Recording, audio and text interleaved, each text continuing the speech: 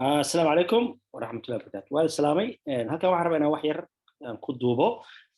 sidee markaad account ka furato intelligence prime capital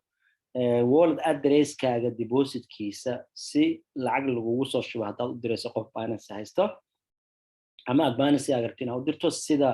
halka laga helo marka dabcan linkiga markaa furtid lagu soo diray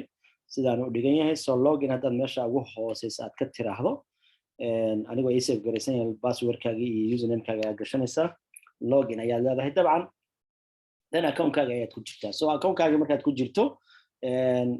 halkaas markaad mobile haddaa haysato saddexda xariijimood baa click la siinayaa waa kuu soo baxaya mataqaanaa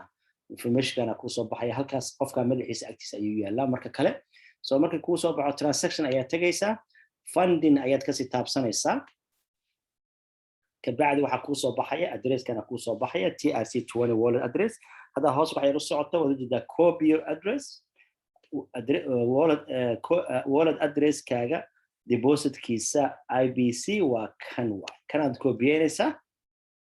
sida ujeedaa deposit ba halkaana uga qoran markaad kobiyeyso qofkii ayaad u diraysaa aad baan idin salaamaya waa mahadsantiin walaal